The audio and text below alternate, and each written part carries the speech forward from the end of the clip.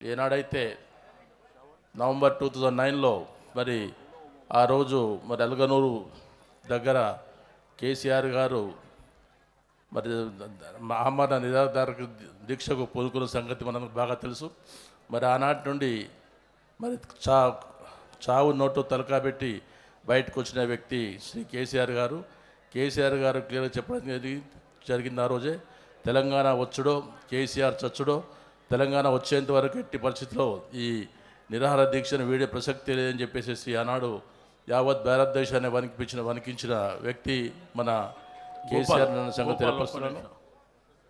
మాజీ శాసన మండలి సభ్యులు ప్రొఫెసర్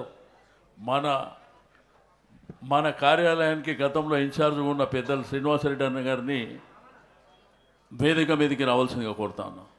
వారిని కొంత దారి చేయండి అమ్మా. మరి ఆనాడు తెలంగాణ ఉద్యమం నడుస్తున్న తరుణంలో ప్రతి ఒక్కరూ మరి ఈ కేసీఆర్ గారు వల్ల ఈ తెలంగాణ ఎవరు సాధించ ఉండదు, కేవలము షో పుట్టప్ గురించి ఈ తెలంగాణ ఉద్యమాన్ని చేపట్టారని చెప్పేసి అని రకరకాల మనుషులు కామెంట్ చేయడం జరిగింది. అయినా కానీ వాళ్ళందరూ నోళ్ళు మూపించడానికి మన కేసీఆర్ గారు చేసిన ఉద్యమాలను మనం ఇప్పటికీ మర్చిపోలేమని సంగతి తెలియపరుస్తూ, మరి పిడికడి వ్యక్తులతోటి స్టార్ట్ అయిన తెలంగాణ ఉద్యమం ఏ విధంగా మరి జన సమూహంలాగా ఒక జన ప్రవాహంలాగా స్టార్ట్ అయ్యేసి మరి ప్రతి వ్యక్తిని తెలంగాణ వైపే చూసే విధంగా చేసిన వ్యక్తి కేసీఆర్ గారు.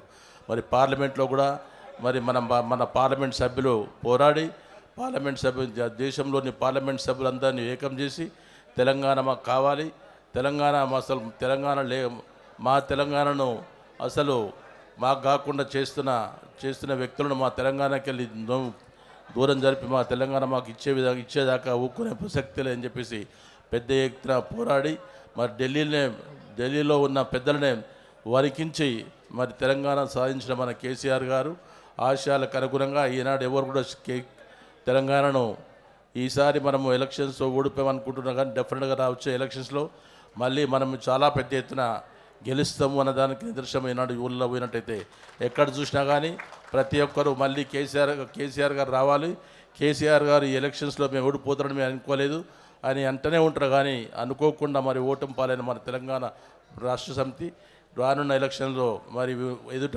కాంటాక్ట్ చేసిన ఏ వ్యక్తి కూడా డిపాజిట్ వచ్చే విధంగా ఉండదు అనే సంగతి తెలపరుస్తూ, ఇదే విధంగా ఈరోజు ఇంత పెద్ద ఎత్తున వచ్చిన మన తెలంగాణ పార్టీ నాయకులు కార్యకర్తలు ఒక సింహాలాగా వచ్చారు. కాబట్టి ఈ స్ఫూర్తిని ఇదే విధంగా కొనసాగించి మళ్ళీ మనము గద్దెక్కేంత వరకు ఏనాడు కూడా మరి విషయాన్ని తీసుకోకుండా పనిని కోరుకుంటూ ఈ చక్కటి అవకాశాన్ని నాకు ఇచ్చిన మాజీ మంత్రి తలసాని శ్రీనివాస్ యాదవ్ గారికి స్పెషల్ థ్యాంక్ తెలియజేస్తూ నమస్తే. జై తెలంగాణ, జై కేసీఆర్, నమస్తే.